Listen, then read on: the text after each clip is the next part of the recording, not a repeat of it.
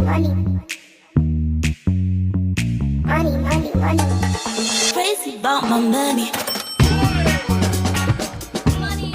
Et si votre esprit détenait un pouvoir capable de changer votre santé, vos relations, vos finances et même votre avenir? Et si ce pouvoir était déjà en vous, sans que vous le sachiez vraiment? Joseph Murphy appelle cela le télépsychisme. Un mot qui semble mystérieux, presque magique. Mais dans ce livre, il nous montre que ce pouvoir n'est ni un don, ni une croyance étrange. C'est une capacité naturelle que nous avons tous, celle d'entrer en contact avec notre subconscient, cette intelligence silencieuse qui sait tout, capte tout et peut tout transformer. Aujourd'hui, nous allons explorer, chapitre après chapitre, comment activer cette force intérieure, la diriger avec précision et transformer votre réalité.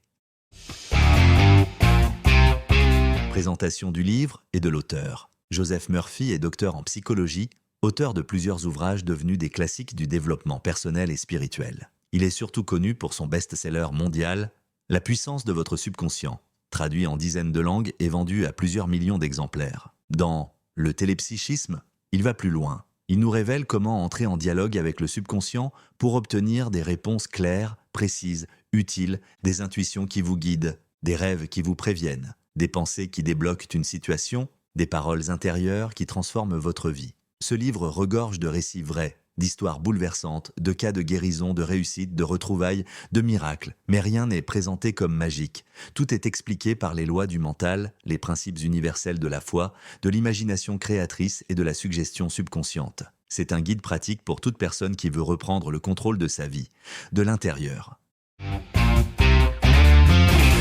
Chapitre 1. Le télépsychisme, votre pouvoir magique pour une vie meilleure. Ce chapitre pose les bases. Murphy nous dit clairement, vous avez en vous une puissance cachée, souvent ignorée, que vous pouvez activer à volonté. Il l'appelle le télépsychisme. Ce mot vient du grec télé, au loin, et psyche, l'esprit. Le télépsychisme est donc la capacité de l'esprit à capter, transmettre, recevoir et influencer à distance. Pas dans l'espace, mais dans l'invisible, dans le subtil, dans l'inconscient. Pour Joseph Murphy, cette capacité n'est pas réservée à des êtres exceptionnels. Elle est naturelle, universelle et accessible à tous, à condition de savoir l'utiliser. Il explique que notre subconscient est comme un serviteur fidèle, il obéit à nos ordres, mais il ne comprend que le langage des images, des émotions et des affirmations répétées.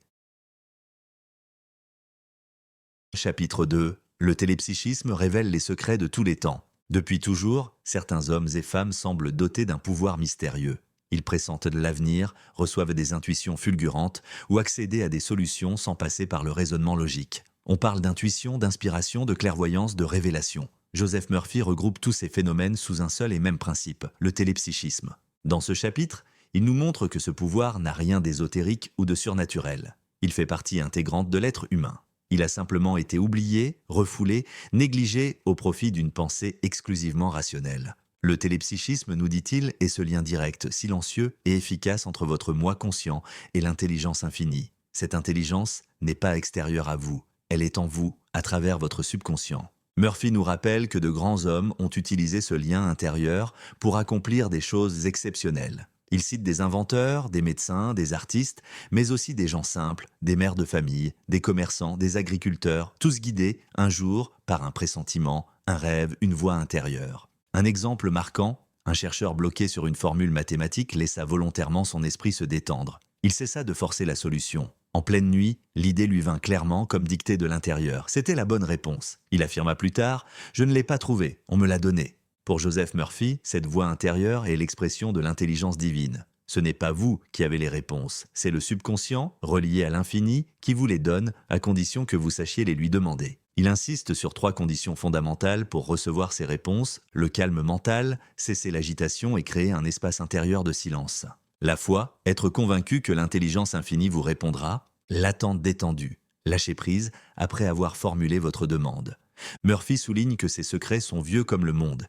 Ils étaient aussi connus des sages de l'Antiquité, des moines, des prophètes, des mystiques, mais aussi des pionniers de la science moderne. Ce que vous considérez aujourd'hui comme un hasard est souvent une réponse. Ce que vous prenez pour une coïncidence est parfois une intervention. Ce que vous croyez être votre intuition est, en réalité, la parole du subconscient éveillé. Et ce pouvoir n'est pas réservé à une élite. Il est en vous. À vous de le réveiller. Ce chapitre introduit plusieurs histoires vraies où des personnes ordinaires ont obtenu des résultats extraordinaires grâce au télépsychisme. Un homme a eu un rêve prémonitoire lui annonçant un danger. Il a changé ses plans, l'accident s'est produit, il a été épargné. Une femme a visualisé chaque soir la découverte d'un héritage oublié. 3 mois plus tard, un notaire la contacte. Une tante inconnue lui a laissé une somme. Un jeune homme cherchait sa voie. Il a prié pour recevoir une vision claire. 3 nuits de suite, il rêve du même symbole. Il suit cette piste et découvre sa vocation. Ce que Murphy veut nous faire comprendre, c'est que notre esprit peut capter des informations que nos sens ne perçoivent pas. Il peut voir plus loin, sentir plus finement et surtout nous guider si nous lui faisons confiance. Le télépsychisme est donc un pont entre le conscient et le subconscient, entre le visible et l'invisible, entre le moi limité et l'intelligence illimitée. Il ne s'agit pas de croire aveuglément, mais d'expérimenter. Et tout commence par une décision, celle de reprendre contact avec votre intelligence intérieure. Chapitre 3. Le télépsychisme accomplit pour vous des merveilles. Dans ce chapitre, Joseph Murphy veut vous faire comprendre une chose essentielle. Le télépsychisme n'est pas seulement une idée, c'est une force vivante. Et cette force agit dès lors que vous la sollicitez avec foi, calme et constance. Il ne s'agit pas d'un phénomène abstrait, mais d'un pouvoir concret capable de produire des résultats tangibles dans tous les domaines de votre vie. Murphy partage ici plusieurs témoignages impressionnants et chacun démontre une chose. Lorsqu'une personne entre en relation consciente avec son subconscient et qu'elle en attend une réponse claire, cette réponse arrive souvent de manière étonnante. Un homme rêva qu'un ami lui rendait une importante somme d'argent. Il se réveilla en ressentant une paix profonde. Quelques jours plus tard, cet ami, qu'il n'avait pas vu depuis des années, l'appela pour lui annoncer qu'il allait enfin lui rembourser une vieille dette. Une femme perdit une broche précieuse dans un hôtel. Elle pria avec foi, se détendit profondément et demanda à son subconscient de lui révéler où elle se trouvait. La nuit suivante, elle rêva d'une boîte à chaussures. À son réveil, elle appela la réception. La broche avait été retrouvée, dans une boîte à chaussures déposée au vestiaire. Une autre femme, dont le mari était en voyage, ressentit soudain une angoisse étrange. Elle pria calmement, déclarant que la présence divine protégeait son époux. Ce même soir, son mari échappa de justesse à un accident de la route. Il déclara plus tard avoir ressenti, à l'instant du danger, comme un bouclier invisible autour de lui. Tous ces exemples ont un point commun. Ils illustrent la réponse intelligente du subconscient, guidée par la foi, la prière sincère et une attente paisible. Murphy insiste, ce n'est pas la prière qui change les choses, c'est l'état intérieur dans lequel vous priez. Si vous priez avec peur, vous envoyez de la peur à votre subconscient. Si vous priez avec confiance, vous envoyez un ordre positif, constructif. Le subconscient ne juge pas, il ne raisonne pas, il exécute. C'est pourquoi Murphy vous invite à vous entraîner jour après jour, à prier avec foi, à affirmer ce que vous voulez et non ce que vous craignez, et à vous détendre en laissant la réponse venir. Il appelle cela la méthode scientifique de la prière. Et quand elle est bien appliquée, les résultats sont souvent miraculeux. Mais encore une fois, il ne s'agit pas de magie. Il s'agit d'un alignement entre votre pensée, votre émotion et votre image mentale, répété jusqu'à ce que le subconscient agisse. À partir de là, les événements extérieurs changent, pas par hasard, mais par loi.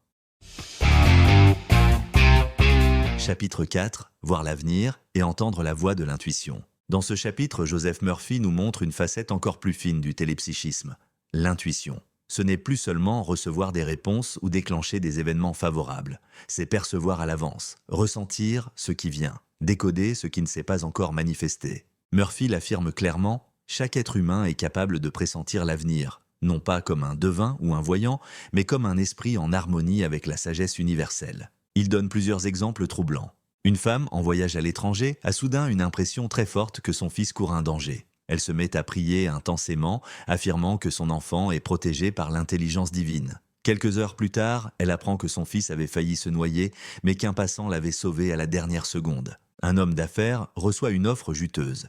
Tous les chiffres sont bons, les perspectives excellentes, mais quelque chose en lui dit non. Il refuse sans raison apparente. 6 mois plus tard, l'entreprise en question fait faillite. Il avait écouté sa voix intérieure et elle l'avait protégé. Une autre femme, en pleine hésitation quant à un déménagement, demande à son subconscient une réponse claire. La nuit suivante, elle rêve qu'elle est dans une maison pleine de lumière, entourée de calme et de verdure. C'était la maison qu'elle visitera 3 jours plus tard et qu'elle choisira d'acheter. Murphy explique que l'intuition fonctionne comme un organe spirituel, une sorte d'antenne qui capte des informations au-delà du temps et de l'espace. Et cette capacité s'affine à mesure qu'on l'écoute.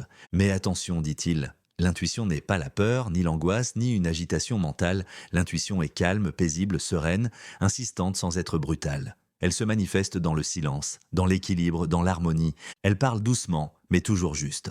Joseph Murphy invite donc le lecteur à cultiver cette écoute subtile, à prendre le temps de s'arrêter, de poser une question claire, de rester ouvert à la réponse. Cette réponse peut venir par une pensée soudaine, une image mentale, une sensation dans le corps, un rêve, ou même une phrase entendue comme par hasard. Mais il insiste sur un point fondamental. L'intuition est une compétence, pas un hasard. Plus vous l'écoutez, plus elle devient précise. Plus vous lui faites confiance, plus elle vous parle, plus vous la suivez, plus elle vous protège. En résumé, l'intuition est le langage de votre subconscient éveillé. Et si vous apprenez à la reconnaître, elle devient votre allié la plus fidèle. Chapitre 5. Les rêves et les visions comme messagers. Et si vos rêves n'étaient pas de simples images aléatoires, et s'ils étaient en réalité des messages codés de votre subconscient? C'est ce que Joseph Murphy démontre avec force dans ce chapitre. Selon lui, le rêve est un langage sacré que le subconscient utilise pour vous alerter, vous orienter, vous guérir. Ce que vous appelez parfois cauchemar, impression étrange ou rêve sans importance pourrait en réalité être une information capitale. Mais à une condition, savoir l'interpréter non pas avec votre logique, mais avec votre intelligence intuitive. Murphy raconte l'histoire d'un homme qui, avant un vol en avion, rêva d'un crash. À son réveil, il sentit une peur froide mais paisible. Il annula son volume. L'avion s'écrasa. Il avait reçu un avertissement et il l'avait écouté. Un autre exemple, une femme ne retrouvait plus un collier transmis par sa mère. Elle pria son subconscient de lui montrer l'endroit où il se trouvait. La nuit suivante, elle rêva d'un tiroir dans une vieille commode. Le lendemain matin, elle ouvrit ce meuble. Le collier était là. Ces histoires ne sont pas là pour impressionner mais pour réveiller, pour vous rappeler que vos rêves sont plus qu'un théâtre mental. Ils sont une porte directe vers l'intelligence infinie. Mais attention, Murphy précise, tous les rêves ne sont pas des messages. Beaucoup sont des reflets du mental agité, des souvenirs, des peurs. Il faut donc apprendre à faire la différence entre les rêves confus, liés au stress ou au corps, et les rêves lumineux, ordonnés, qui laissent en vous une impression de clarté, de vérité, de guidance. Ceux-là sont vos vrais messagers. Comment les favoriser? Murphy recommande 3 pratiques simples mais puissantes. Avant de dormir, posez une question claire à votre subconscient. Dites-lui que vous êtes prêt à recevoir une réponse dans un rêve. Gardez un carnet à côté du lit et notez tout ce dont vous vous souvenez au réveil, même si cela semble flou ou inutile. Avec le temps, vous verrez un langage symbolique émerger. Votre subconscient commencera à vous parler plus clairement, et vos rêves deviendront vos alliés les plus précieux. Joseph Murphy va même plus loin. Certaines réponses que vous attendez depuis des années sont déjà en vous, prêtes à se révéler la nuit venue. À vous de les écouter. Chapitre 6. Techniques télépsychiques et prières efficaces. Dans ce chapitre, Joseph Murphy passe de la théorie à la pratique. Il nous livre des outils concrets pour entrer en contact avec notre subconscient, l'instruire correctement et recevoir des réponses claires, parfois même immédiates. Il commence par un principe fondamental. Le subconscient ne réagit pas à vos paroles. Il réagit à vos images mentales, à vos émotions et à vos croyances profondes. Autrement dit, vous pouvez répéter 1000 fois une prière, si vous ne la ressentez pas, si vous n'y croyez pas, elle n'aura aucun effet. Mais une seule pensée claire, ressentie profondément, peut tout changer. Murphy détaille plusieurs techniques télépsychiques simples à appliquer, la visualisation dirigée. Avant de dormir ou dans un moment de calme, visualisez mentalement ce que vous voulez, non pas comme un désir, mais comme un fait accompli. Ressentez la paix, la joie ou la gratitude liée à cet état. Le subconscient, nourri de cette image, commence à travailler pour vous. La question silencieuse. Formulez mentalement une question précise. Puis, cessez de penser. Restez en silence, ouvert, attentif. La réponse peut venir comme une sensation, une idée soudaine, un rêve ou une synchronicité dans les jours suivants. La prière affirmative. Murphy insiste, la vraie prière n'est pas une supplication, mais une affirmation confiante. On ne demande pas, on déclare que ce que l'on souhaite est déjà en train de se manifester. On parle au nom de la vérité, non au nom du manque. L'autosuggestion. Répétez lentement, à voix basse ou mentalement, une phrase positive, claire, présente. Par exemple, chaque jour, je suis guidé par l'intelligence divine. La paix me remplit. Je reçois exactement ce dont j'ai besoin. La détente absolue avant le sommeil. C'est l'un des moments les plus puissants. Juste avant de vous endormir, votre esprit est réceptif. Formulez alors une demande claire à votre subconscient. Imaginez que c'est déjà résolu, puis laissez aller. Murphy partage aussi des cas concrets. Un homme souffrant d'insomnie chronique a retrouvé le sommeil grâce à une prière de confiance répétée chaque soir. Une femme a obtenu un nouveau poste en visualisant chaque jour la scène de l'entretien réussi. Mais au-delà de la méthode, ce que Murphy répète, c'est ceci. La foi est plus forte que la technique. Une prière, dite avec tout votre cœur, vaut mieux qu'un rituel froid. Et maintenant, pour conclure ce chapitre, voici un exemple de prière dans le style Joseph Murphy que tu peux lire, répéter ou enregistrer. Prière télépsychique, exemple. Je sais qu'il y a en moi une intelligence divine qui connaît toutes les réponses. Je me relie à cette présence intérieure avec foi et confiance. Je lâche prise sur le problème et j'accepte la solution parfaite, ici et maintenant. Je visualise la paix, la clarté, la solution déjà en action. Je rends grâce pour la réponse que je reçois dans le silence ou dans mes rêves. Je suis guidé, protégé, inspiré. Je me repose dans la certitude que le bien est en route. Et je dis merci avec joie. Chapitre 7. La prière toujours exaucée. Dans ce chapitre, Joseph Murphy insiste sur une affirmation puissante, presque provocante. Toute prière sincère est exaucée. Toujours, sans exception, mais il précise immédiatement, si elle ne semble pas l'être, ce n'est pas parce qu'elle a échoué. C'est parce qu'elle n'a pas été bien formulée ou bien dirigée. Murphy explique que le subconscient est neutre. Il ne juge pas vos demandes. Il n'analyse pas votre intention. Il ne distingue pas le bien du mal, ni la peur du désir. Il agit selon ce que vous lui imprimez, avec constance et intensité.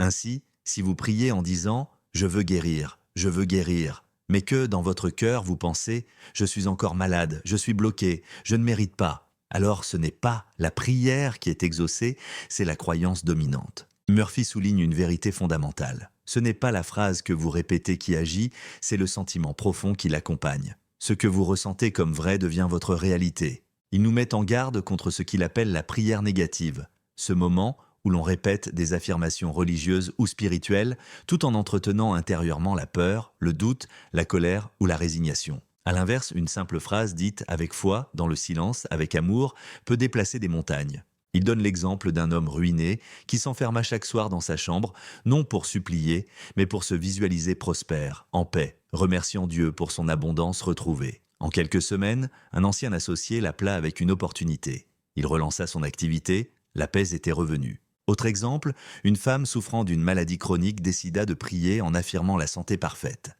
Elle cessa de penser au mal. Chaque matin, elle déclarait « Dieu me guérit maintenant. La vie parfaite de l'esprit coule dans mon corps. » Et elle ressentait en elle la paix. Quelques mois plus tard, elle avait retrouvé une santé rayonnante. Murphy insiste. La prière efficace, c'est l'union de la pensée, du cœur et de la foi. Pas besoin de longues phrases. Ce qui compte, c'est l'état intérieur. Et surtout, la prière n'est pas une tentative de changer Dieu. Dieu ne change pas. La prière, c'est ce qui vous change vous. Elle élève votre fréquence. Elle purifie votre conscience. Elle crée un espace en vous pour recevoir la réponse qui est toujours là. Alors, si une prière semble rester sans effet, posez-vous cette question. Qu'est-ce que je ressens profondément quand je prie ? Car c'est ce ressenti-là que le subconscient va prendre pour une commande. Pour finir, voici un exemple de prière de réajustement inspiré par Murphy à utiliser quand vous sentez le doute ou la confusion. Prière de recentrage. Je cesse maintenant toute lutte mentale, je renonce à la peur, à la hâte, à l'impatience. Je choisis la paix, je choisis la foi. Je déclare que l'intelligence infinie agit maintenant en moi et autour de moi. Je m'ouvre à la solution parfaite et je rends grâce avant même de voir le résultat, car je sais que tout est déjà en train de s'accomplir. Chapitre 8. Les sources mystiques du télépsychisme. Dans ce chapitre, Joseph Murphy aborde une dimension plus profonde, presque sacrée, de ce qu'il appelle le télépsychisme. Jusqu'ici, il nous a montré comment utiliser notre subconscient pour obtenir des réponses, provoquer des changements, attirer le succès ou la guérison. Mais ici, il élargit la perspective. Le télépsychisme n'est pas seulement un outil mental, c'est un canal spirituel. Selon lui, chaque être humain est relié à une intelligence supérieure. Certains l'appellent Dieu, d'autres l'esprit, la source, le moi supérieur ou encore le principe créateur. Peu importe le nom, ce qui compte, c'est la relation. Et cette relation passe par le subconscient. Murphy nous dit « Votre subconscient est comme la surface d'un lac. Lorsque l'eau est troublée, vous ne voyez rien. Mais lorsque l'eau devient calme, le ciel s'y reflète. De la même manière, lorsque votre esprit est en paix, la sagesse divine peut s'y refléter. » Il explique que de nombreuses traditions spirituelles, de l'Orient comme de l'Occident, parlent de cette sagesse intérieure. Que ce soit dans les Écritures, dans les psaumes, dans les enseignements bouddhistes ou soufis, tous pointent vers une même vérité universelle, la réponse est déjà en vous. Et c'est par le silence, la prière, l'intuition et la foi que vous y accédez. Il partage le cas d'un homme pris dans une confusion mentale profonde, perdu dans ses décisions professionnelles. Plutôt que de continuer à chercher désespérément une réponse dans ses pensées, il choisit de s'asseoir en silence chaque matin. Il méditait une phrase simple, « La sagesse de Dieu me guide maintenant ». Et il répétait cette phrase sans attente dans la paix. Une semaine plus tard, une idée limpide lui vint, une solution simple qu'il n'avait jamais envisagée. Murphy insiste, ce genre de réponse ne vient ni du mental logique, ni du hasard. Elle vient de la profondeur de l'âme, là où le subconscient et le divin se rejoignent. C'est cela, selon lui, le cœur du télépsychisme. Recevoir, à travers le subconscient, l'inspiration de l'esprit. Et pour cela, il n'est pas nécessaire d'avoir un don particulier. Il faut simplement du silence, de la foi, de la réceptivité et un désir sincère de vérité. Murphy nous encourage à consacrer chaque jour un moment au silence, non pour penser à, mais pour se rendre disponible. C'est dans cet état que surgissent les intuitions vraies, les rêves révélateurs, les pensées inspirées. En conclusion, il nous rappelle que le télépsychisme n'est pas là pour nous donner du pouvoir sur les autres. Il est là pour nous ramener à notre centre, pour nous aligner avec l'ordre divin et pour laisser la sagesse supérieure vivre à travers nous. Chapitre 9. Comment élever votre fréquence vibratoire? Dans ce chapitre, Joseph Murphy introduit une notion essentielle, à la fois simple et puissante. Tout dans l'univers vibre. Et vous aussi. Vos pensées, vos émotions, vos paroles, vos intentions. Tout cela forme une fréquence, une onde invisible que vous émettez en permanence. Et cette vibration influence ce que vous attirez. Murphy dit clairement, vous ne recevez pas ce que vous voulez, vous recevez ce que vous êtes, c'est-à-dire ce que vous vibrez au plus profond de vous. Alors, la vraie question devient, comment élever cette vibration intérieure? Comment vous placer sur une fréquence de paix, de santé, d'abondance, d'amour? Voici les pistes concrètes qu'il propose. 1. Le pouvoir de la gratitude. La reconnaissance est l'une des émotions les plus élevées qui soient. Quand vous dites « merci », même pour ce que vous n'avez pas encore, vous placez votre esprit dans une attente confiante, une ouverture à recevoir. Murphy suggère de répéter chaque jour des phrases simples comme « merci pour la sagesse divine qui me guide »,« merci pour la paix qui m'envahit »,« merci pour les solutions qui arrivent ». Même si vous ne voyez rien encore, l'émotion de gratitude agit. Elle transforme votre vibration. 2. Les mots porteurs de lumière. Murphy rappelle que les mots que vous utilisez sont des formes d'énergie. Quand vous dites « c'est dur »,« je n'y arriverai jamais »,« je suis bloqué », vous imprimez à votre subconscient des ordres négatifs. À l'inverse, des mots comme « paix »,« harmonie »,« succès »,« guérison » sont comme des semences qui portent des fruits. Il recommande d'utiliser ce qu'il appelle les affirmations vibratoires comme « la vie me soutient »,« tout me réussit »,« je suis aligné avec l'intelligence divine ». 3e, la purification mentale. Vos ressentiments, vos colères, vos jalousies ne sont pas que moraux. Ce sont aussi des poisons vibratoires. Ils vous abaissent, vous ferment, vous éloignent de votre intuition. Murphy insiste, pardonner n'est pas excuser, c'est se libérer soi-même. Quand vous refusez de pardonner, vous restez lié vibratoirement à ce que vous rejetez. Il invite à cette déclaration intérieure « Je relâche maintenant toute rancune. Je bénis cette personne et je me libère ». Vous sentez immédiatement l'effet. L'énergie remonte, la paix revient. 4e, le contact avec le beau, le juste, le vrai. Écoutez une musique inspirante, contempler un paysage, lire un passage sacré, passer du temps dans le silence. Tout cela élève votre fréquence, car vous vous syntonisez à ce qui est plus grand que vous.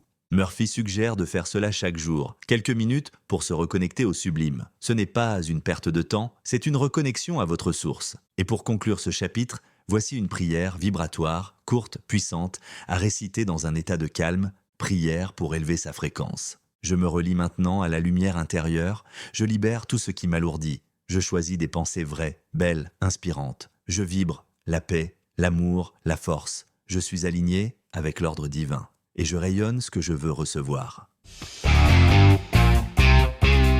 Chapitre 10. Comment dissoudre les blocages mentaux? Vous avez sans doute déjà vécu cela. Malgré tous vos efforts, malgré vos prières, malgré vos intentions positives, rien ne change, une situation reste bloquée. Un projet n'avance pas, une guérison ne vient pas. Un schéma négatif se répète encore et encore. Joseph Murphy vous répond clairement, ce n'est pas la vie qui bloque, c'est vous. Plus exactement, ce sont vos blocages mentaux, souvent inconscients, qui empêchent la solution de se manifester. Dans ce chapitre, il vous montre comment ces blocages se forment et surtout, comment les dissoudre. Identifiez les sources du blocage. Murphy explique que le subconscient accepte tout ce qu'on lui a répété avec émotion, surtout pendant l'enfance ou lors de moments de choc. Ainsi, vous pouvez avoir intégré, sans le savoir, des croyances comme « je ne mérite pas la réussite »,« l'amour est dangereux »,« je suis toujours malade »,« il faut souffrir pour être digne ».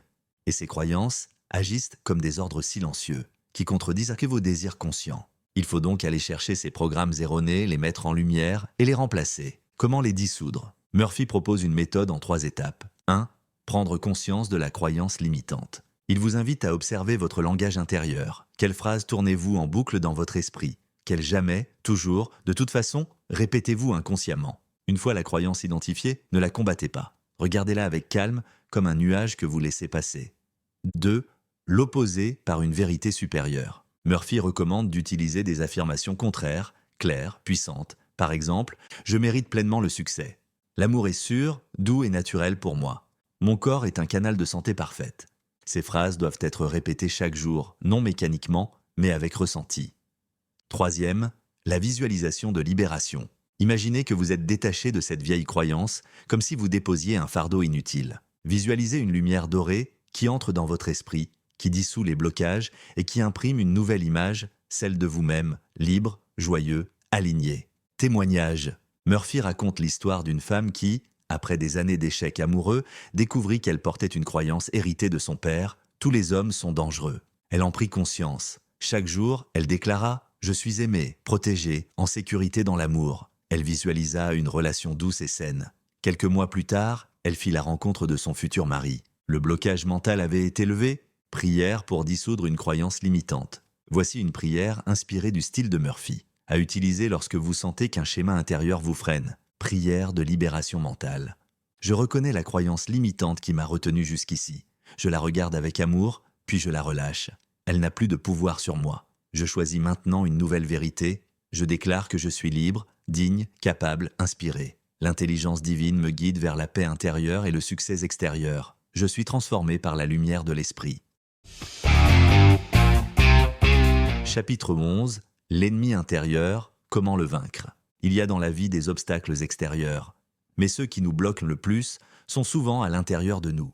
Joseph Murphy appelle cela l'ennemi intérieur. Cet ennemi n'est pas une personne, ce n'est pas la société, le passé ou une fatalité. C'est une voix intérieure faite de doutes, de peur, de rancune, de rejet de soi. C'est elle qui vous dit « Tu n'y arriveras pas, tu n'es pas assez bon, tu n'as pas de chance, tu ne mérites pas mieux ». Murphy affirme que tant que cette voix n'est pas désactivée, aucune technique ne peut pleinement fonctionner. Vous pouvez prier, répéter des affirmations, visualiser, mais si au fond de vous, vous vous sabotez, le subconscient suivra cet ordre caché. Identifiez la racine de l'ennemi. L'ennemi intérieur prend souvent naissance dans des blessures de l'enfance, des humiliations passées, des échecs mal digérés, des paroles blessantes qu'on a intégrées comme vraies. Et il agit en silence, par des pensées automatiques, des émotions parasites, des réactions excessives. Murphy ne vous invite pas à le combattre de front. Il vous invite à le regarder, à l'exposer à la lumière, puis à le désarmer. Comment le vaincre spirituellement? Voici les étapes qu'il propose. 1. Le nommer. Prenez un moment de calme et demandez-vous quelle est la croyance intérieure qui me rabaisse. Mettez des mots dessus, écrivez-la. C'est le premier pas pour la transformer. 2. L'invalider par la vérité. Remplacez-la immédiatement par une affirmation divine. Exemple, je suis guidé par l'intelligence infinie. Je suis digne d'être aimé et respecté. Je suis plus fort que mes peurs. Chaque fois que l'ennemi intérieur parle, répondez par une vérité plus haute. 3. Pratiquez le pardon envers soi-même. Murphy insiste. Le pardon est l'arme la plus puissante, pas seulement envers les autres, mais envers soi-même. Tant que vous vous condamnez, vous restez attaché à l'erreur. Répétez « Je me pardonne, je me libère, je mérite une nouvelle vie » et laissez cette déclaration devenir un sentiment vrai. Un exemple réel. Un homme se plaignait de ne jamais avancer dans sa carrière. Il avait des compétences, de l'expérience, mais à chaque promotion, il échouait. En méditation, il réalisa qu'il portait une phrase entendue « Enfant, tu ne réussiras jamais, tu es trop lent ». Il décida de la remplacer chaque jour par « L'intelligence divine agit à travers moi avec efficacité et succès ».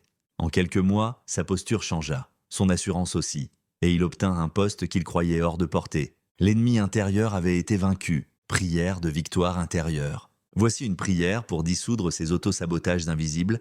Prière contre l'ennemi intérieur. Je reconnais la voix qui doute, qui juge, qui me limite, mais je déclare qu'elle n'a plus de pouvoir sur moi. Je suis une expression vivante de la sagesse divine. Je suis capable, guidé, protégé, soutenu. Je pardonne mes erreurs passées. Je me libère de toute autocritique et je choisis la paix intérieure aujourd'hui.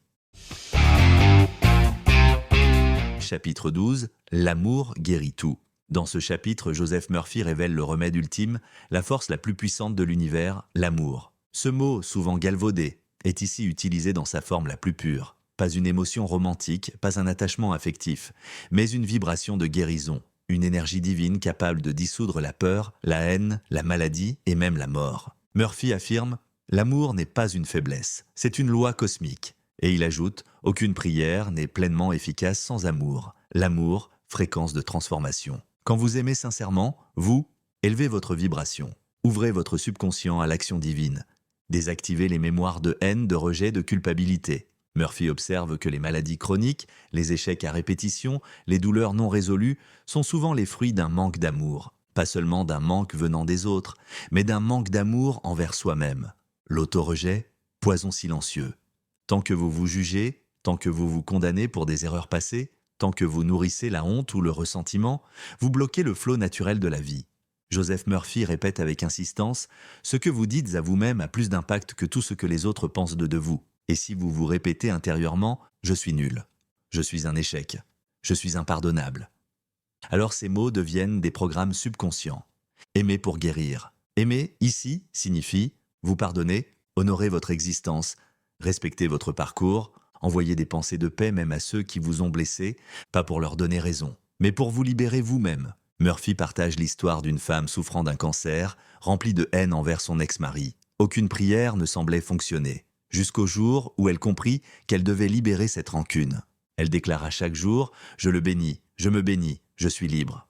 Et peu à peu, la guérison physique s'enclencha. Son corps suivait ce que son cœur avait décidé. L'amour comme alignement divin. Quand vous aimez, sans condition, sans calcul, sans peur, vous entrez en résonance avec la source.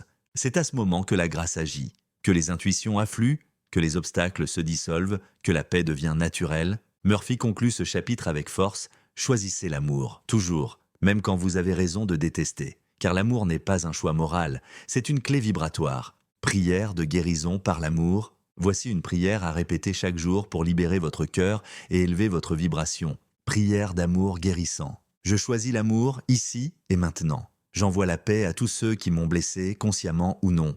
Je me pardonne, je me bénis, je m'accueille tel que je suis. L'amour de Dieu me traverse, me restaure, me guide. Il guérit mon corps, mon cœur et mon esprit.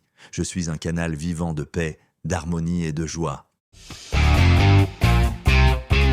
Chapitre 13. Le rôle décisif de la foi. Dans ce chapitre, Joseph Murphy s'attaque à une idée centrale de toute vie intérieure, la foi. Mais attention, il ne parle pas ici de foi religieuse ou dogmatique. Il parle d'une force de conviction intérieure, d'une certitude vibratoire, d'un état de conscience qui affirme « c'est déjà accompli ». Murphy affirme que la foi est la clé qui active le subconscient. Sans elle, vos prières restent des mots. Avec elle, elles deviennent des commandes créatrices. Qu'est-ce que la foi selon Murphy? Ce n'est pas un espoir vague. Ce n'est pas croire que peut-être un jour, ça ira mieux. Non. La foi véritable, c'est cette confiance ferme et paisible que ce que vous avez demandé est déjà en train d'arriver. Même si vous ne le voyez pas encore, c'est cette conviction tranquille qui dit « Je ne vois rien, mais je sais que c'est en marche ». La foi précède la manifestation. Murphy insiste sur ce point capital. Ce n'est pas quand vous verrez le résultat que vous croirez, c'est parce que vous croyez que le résultat viendra. Dans le monde du subconscient, la croyance précède la preuve.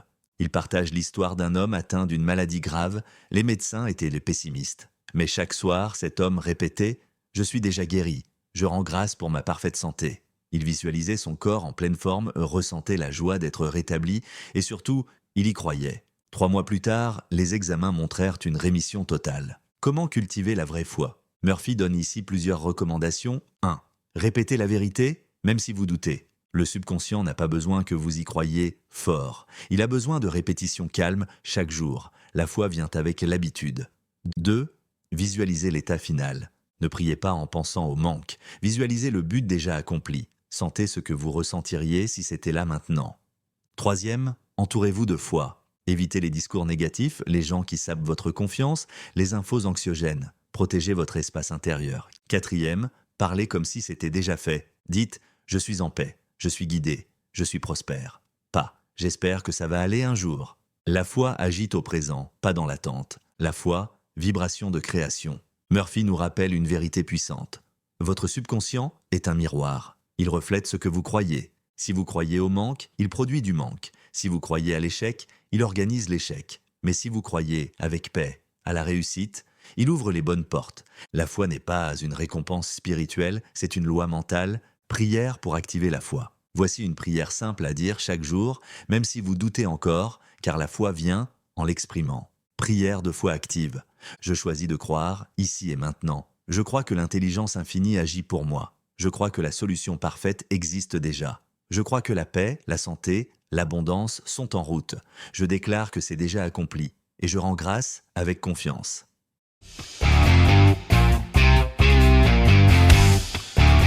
Chapitre 14. Le subconscient connaît la réponse. Dans ce chapitre, Joseph Murphy rappelle un principe fondamental qu'il martèle tout au long de son œuvre. Votre subconscient connaît déjà la réponse. Quelle que soit la question que vous vous posez, quel que soit le problème auquel vous êtes confronté, la solution existe déjà dans l'invisible. Et cette solution est accessible. Mais pour cela, vous devez cesser de chercher avec votre mental et apprendre à vous tourner vers votre intelligence intérieure. Le mental pose la question, le subconscient apporte la réponse. Murphy compare le processus à un couple harmonieux. Le mental conscient est celui qui observe, analyse, décide de poser une question. Le subconscient, lui, est le réservoir silencieux, connecté à l'intelligence infinie. C'est comme si vous aviez un super ordinateur en vous, mais que vous ne l'utilisiez jamais, simplement parce que vous ne savez pas comment le questionner. Comment poser la bonne question au subconscient? Murphy donne une méthode simple et puissante. Calmez-vous. Le subconscient ne répond pas dans l'agitation. Posez une question claire, courte, précise. Par exemple, quelle est la meilleure décision à prendre? Que dois-je comprendre ici? Comment puis-je guérir? Affirmez ensuite, mon subconscient connaît la réponse, il me la révèle maintenant. Lâchez prise. N'analysez pas. Ne forcez rien. Soyez ouvert et détendu. La réponse viendra toujours. Selon Murphy, la réponse peut se manifester de différentes façons. Un rêve, une intuition soudaine, une parole entendue comme par hasard, une rencontre fortuite, une sensation intérieure de clarté. Mais elle vient, inévitablement, car le subconscient ne dort jamais. Il travaille en permanence, pour vous, à condition que vous lui laissiez l'espace pour s'exprimer. Témoignage, un homme confronté à une décision professionnelle complexe ne savait que faire. Chaque soir, il répétait avant de dormir « Mon subconscient me guide parfaitement ». La bonne réponse m'est révélée. 3 jours plus tard, en se réveillant, il eut une idée soudaine, limpide, évidente. Il l'appliqua. Ce fut un succès total. Ne plus chercher mais recevoir. Murphy insiste. Le problème n'est pas que vous ne recevez pas la réponse. Le problème, c'est que vous l'empêchez de venir par le doute, la peur ou le bruit mental. Le subconscient fonctionne comme un miroir d'eau. Plus vous êtes calme, plus la vérité peut s'y refléter. Prière pour recevoir la réponse. Voici une prière conçue pour activer cette guidance intérieure. Prière de réception intérieure. Je me calme maintenant. Je cesse de chercher avec mon mental. Je m'ouvre à la sagesse de mon subconscient. Je sais qu'il connaît la réponse parfaite. Je la reçois dans la paix, sans effort. Je rends grâce pour la clarté qui vient. Tout est déjà accompli. Chapitre 15. Comment utiliser le télépsychisme pour réussir? Le succès n'est pas une question de chance. Ce n'est pas une loterie. Et ce n'est pas réservé à une élite. Joseph Murphy l'affirme. Le succès est une loi mentale et spirituelle. Et si vous l'ignorez, vous échouez par défaut. Mais si vous l'appliquez consciemment, vous réussirez avec certitude. Le télépsychisme au service du succès. Murphy nous explique que la réussite extérieure, dans les affaires, les projets, les relations, la création, est toujours le reflet d'un état intérieur. Autrement dit, vous ne pouvez pas manifester ce que vous n'acceptez pas d'abord en vous-même. Le télépsychisme vous permet justement de reprogrammer votre subconscient, d'y inscrire une image mentale claire de votre réussite et d'aligner vos pensées, émotions et croyances avec cette image. 3 lois à intégrer. Première loi de l'acceptation. Acceptez mentalement ce que vous désirez comme déjà réel. Ne dites pas « j'aimerais réussir », dites « je réussis maintenant, le succès m'accompagne ». Le subconscient ne fait pas la différence entre réalité et image mentale, il matérialise ce que vous lui montrez avec foi. Deuxième loi de la clarté. Soyez précis. Définissez exactement ce que vous voulez. Quel genre de succès, dans quel domaine, avec quel sentiment? Un objectif vague produit des résultats vagues. Un objectif clair attire des circonstances claires.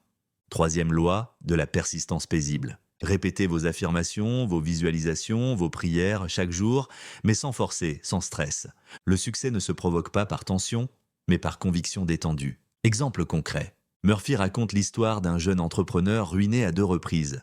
Il décida de changer non ses affaires, mais son esprit. Chaque matin, il répétait « Je suis guidé, mon entreprise est prospère, j'attire les bons clients ».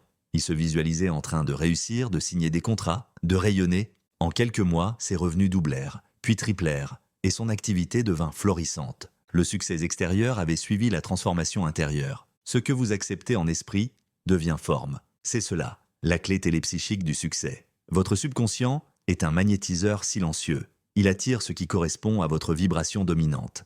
Alors Murphy vous pose cette question. Quelles images mentales nourrissez-vous chaque jour? Car ce sont elles qui créeront, demain, votre réalité. Prière pour activer le succès. Voici une prière claire et affirmative pour aligner votre esprit avec la réussite.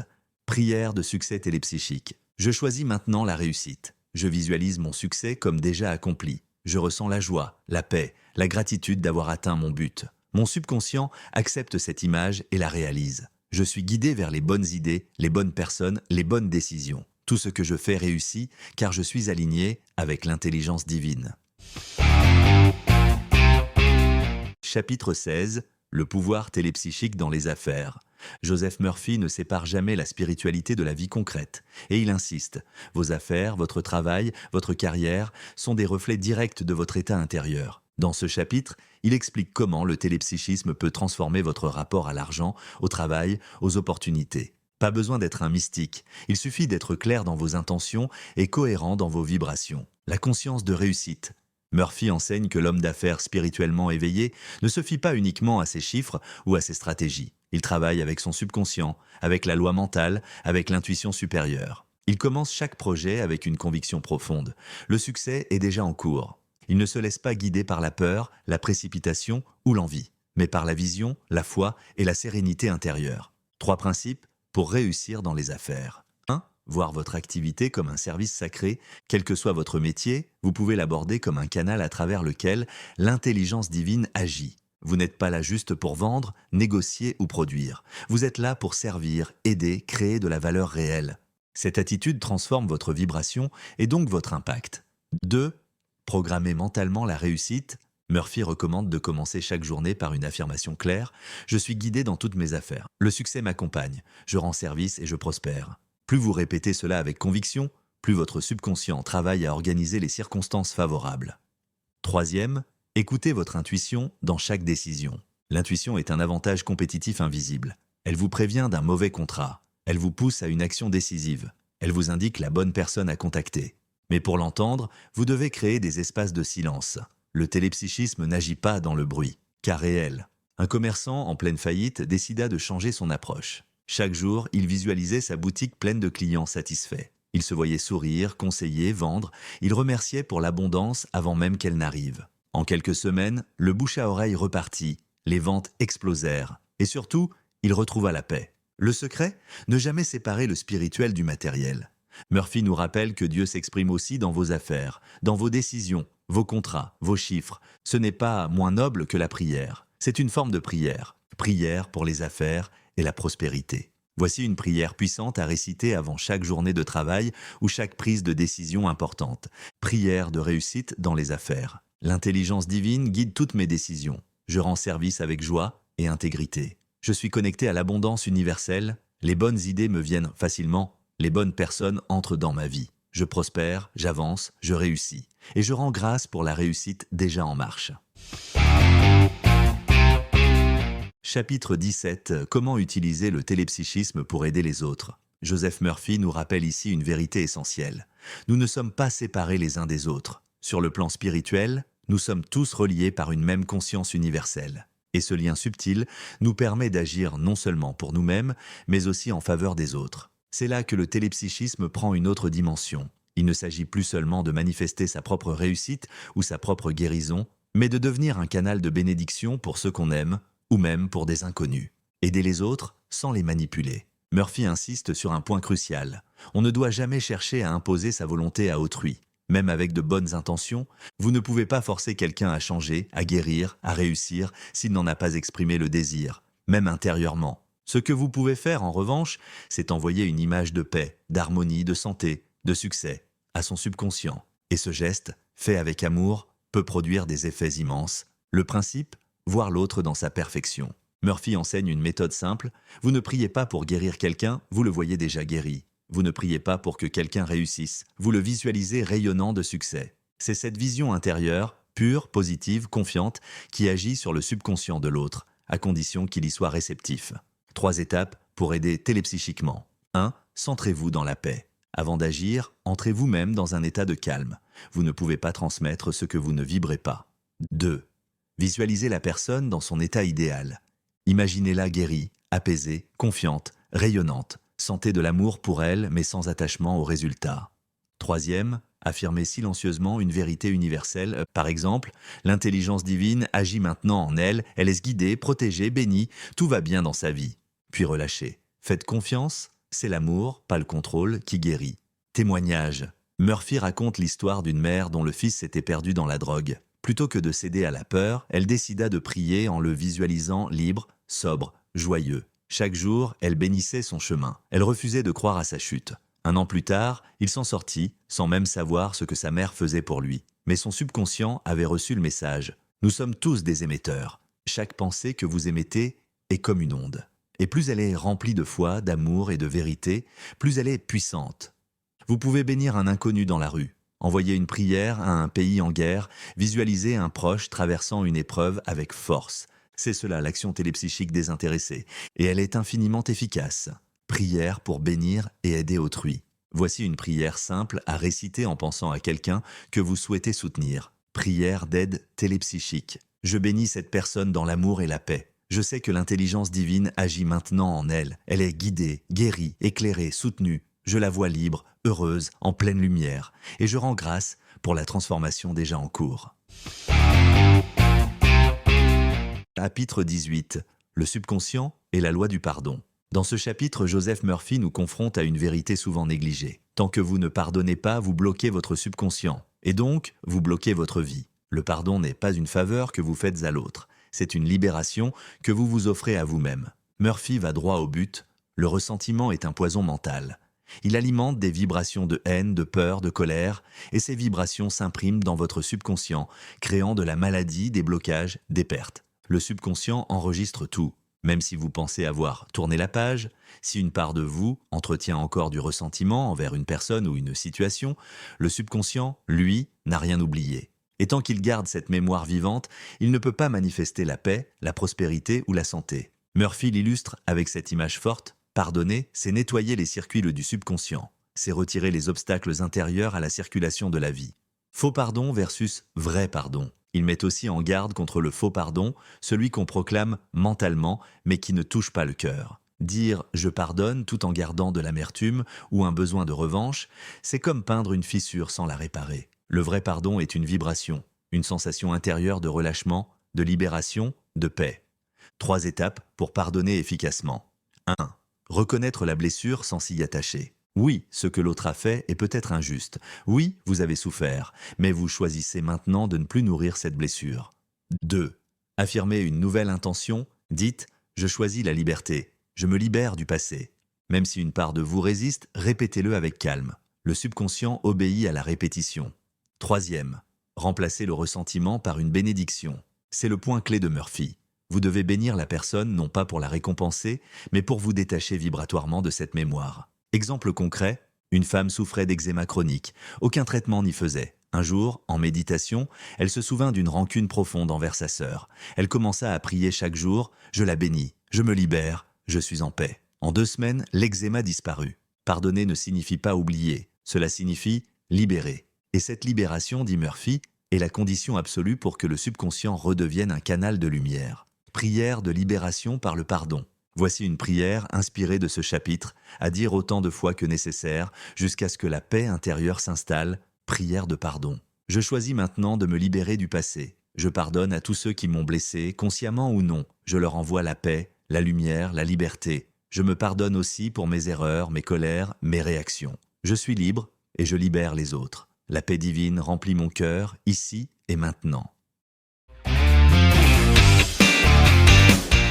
Chapitre 19. Le pouvoir télépsychique de la prière. Ce dernier chapitre est une synthèse, un sommet. Joseph Murphy y rappelle que toutes les techniques du télépsychisme trouvent leur source et leur puissance dans un seul outil, la prière. Mais pas n'importe quelle prière.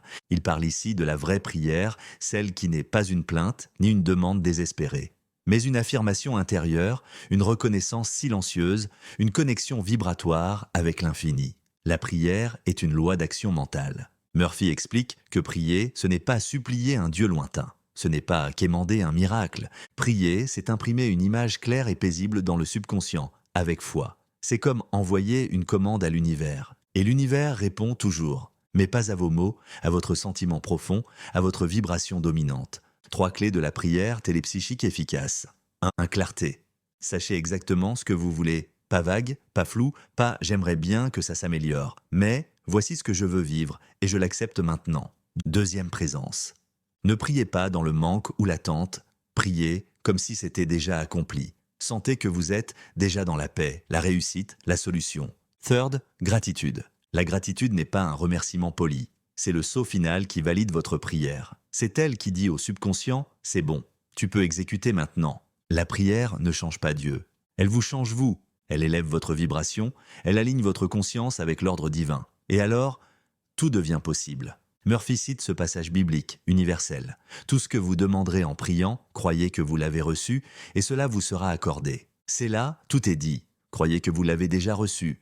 Un exemple bouleversant. Un homme, condamné par les médecins, priait chaque jour « Je suis déjà guéri. Merci pour ma guérison. La vie parfaite de Dieu circule en moi. » Il ne suppliait pas. Il affirmait. Et surtout, il ressentait. 3 mois plus tard, les symptômes avaient disparu. Il était en paix, guéri, rayonnant.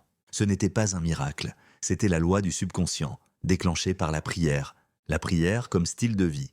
Murphy nous invite, en fin de livre, à faire de la prière une hygiène mentale quotidienne. Pas une urgence quand tout va mal, mais un souffle, une respiration, une habitude sacrée. Priez le matin pour orienter votre journée, priez le soir pour confier votre esprit au subconscient, priez pour vous, pour les autres, pour le monde, et surtout, priez avec joie. Prière télépsychique finale, voici une prière de synthèse que Murphy aurait pu écrire lui-même pour conclure ce livre. Elle rassemble les lois, l'intention, la confiance. Grande prière de conclusion. Je me relie maintenant à l'intelligence infinie en moi. Je sais que mon subconscient est un instrument divin. Je lui imprime des images de paix, de réussite, de santé, d'amour. Je crois que tout est déjà accompli. Je me détends dans cette certitude. Je suis guidé, inspiré, soutenu à chaque instant. Et je rends grâce, car la vie divine agit maintenant dans tous les domaines de mon existence. Amen.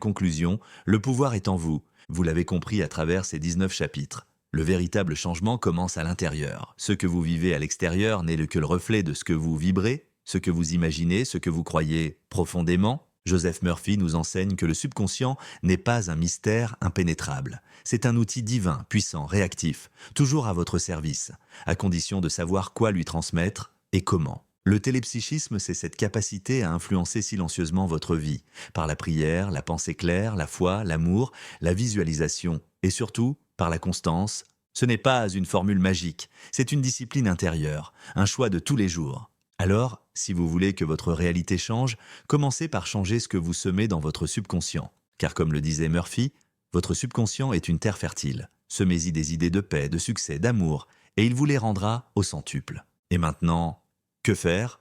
Relisez les chapitres qui vous ont le plus parlé. Choisissez une prière et répétez-la chaque jour pendant 21 jours. Apprenez à écouter le silence en vous. Devenez le gardien de vos pensées, le sculpteur de votre vie. Le pouvoir n'est pas dans le monde, il est en vous. Prochain épisode, plus malin que le diable de Napoleon Hill. Dans le prochain résumé, nous plongerons dans l'un des livres les plus puissants, les plus dérangeants et les plus transformateurs jamais écrits. Plus malin que le diable de Napoleon Hill. Un livre longtemps censuré qui révèle comment la peur, la paresse, l'ignorance sont les outils d'un diable psychologique qui sabote notre vie. Il y dévoile les stratégies mentales pour ne plus jamais être manipulé, pour reprendre le contrôle de son destin et pour avancer avec une puissance mentale inébranlable. Un livre choc, un tournant. Préparez-vous. Money, money, money.